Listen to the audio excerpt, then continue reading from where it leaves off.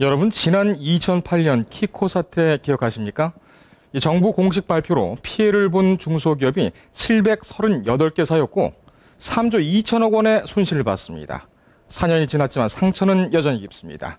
오늘 금융위원회와 금융감독원에 대한 국정감사에서는 키코 문제가 다시 도마 위에 올랐습니다. 현장을 다녀온 취재기자와 자세히 짚어보겠습니다. 윤성수 기자 나왔습니다. 자, 윤 기자. 네, 안녕하세요. 네, 안녕하십니까? 네. 오늘 그 국정감사 키코가 도마 위에 오르면서 아주 뜨거운 그런 공방을 벌였죠. 네. 키코가 사태가 있었던 피해가 발생했던 때가 이제 2008년, 4년 전인데 네. 지금 이렇게 다시 초점이 되고 있는 이유는 뭡니까? 네, 사실 이 사건은 4년이라는 시간이 지나면서 많이 잊혀졌습니다. 피해 기업들이 검찰에 고소했던 사건들도 무혐의 처리가 됐고 네. 법원에서도 은행의 손을 들어줬는데요. 다 끝난 것처럼 생각하는 분위기였습니다. 하지만 저희 뉴스토마토에서 올해 초 검찰의 축소 은폐 의혹과 법원의 편파적인 판결 등에 대한 문제 제기를 하면서 다시 수면 위로 떠올랐는데요. 네. 이어 8월에는 법원에서도 중소기업의 손을 들어주는 전향적인 판결을 냈습니다.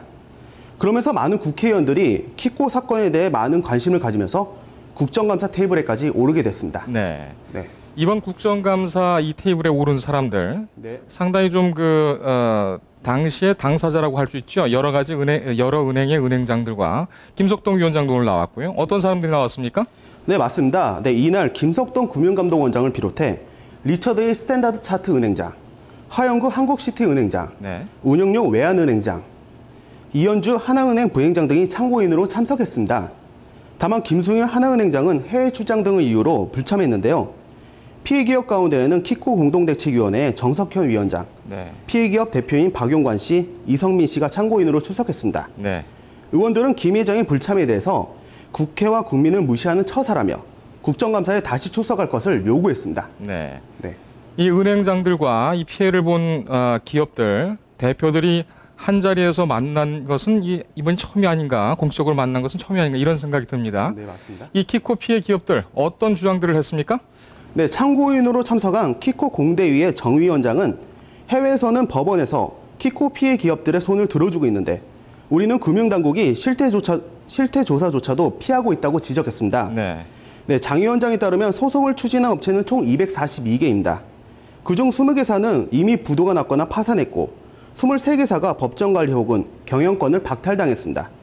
소송을 포기한 곳도 71개사에 달해 현재 소송을 진행하는 회사는 133개사로 줄었다고 밝혔습니다.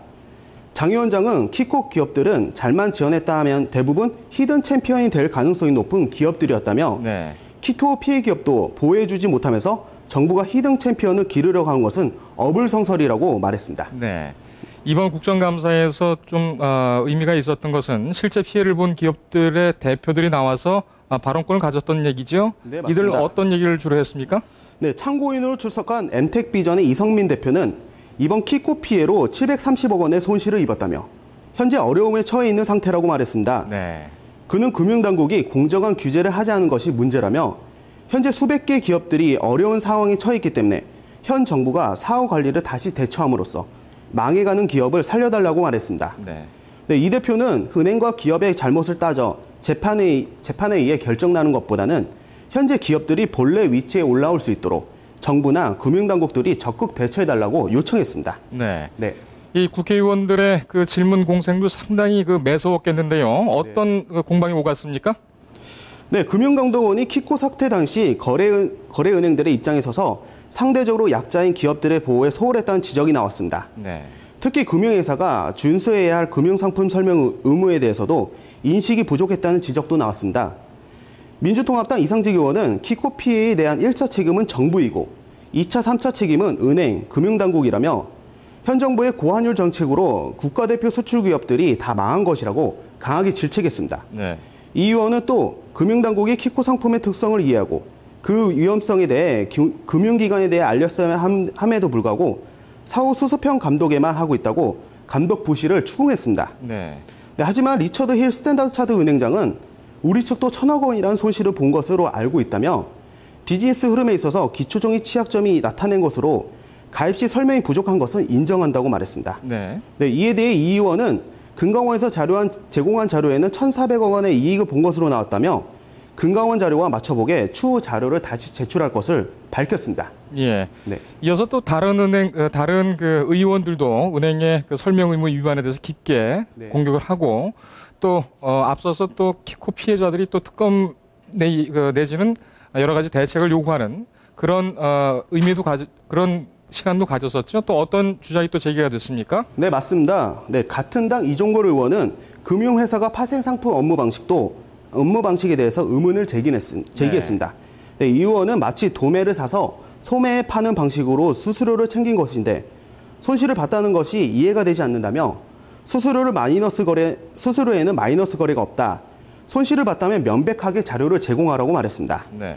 네, 이어 송호창 민주통합당 의원도 금강원이 키코 사태에 있어서 설명 의무의 가치에 대해 충분히 자각하지 못했다며 점검 결과 드러난 설명 의무 위반 사항에 대해서도 실질적 점검 없이 은행 측 자료를 기준으로 명목상 판단했다고 지적했습니다. 네.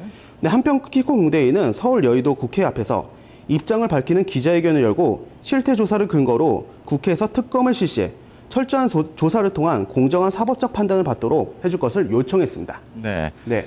이 4년이 지났지만 지리한 법정 공방은 계속되고 있습니다. 키코의 눈물이라는 얘기가 나올 정도로 네. 그 중소기업들의 피해가 아주 컸는데 이 문제에 대해서 좀 더 알고 싶으신 그 시청자들께서는 이 올 초에 뉴스라인에서도 상당히 좀 깊게 다뤘기 때문에 이 부분에 대해서 다시 한번 찾아보시는 것도 좋은 방법이 아닐까 그렇게 생각이 됩니다. 네, 맞습니다. 이 뉴스토마토도 관심을 갖고 좀 더 깊게 또 계속 또 지켜봐야 되겠습니다.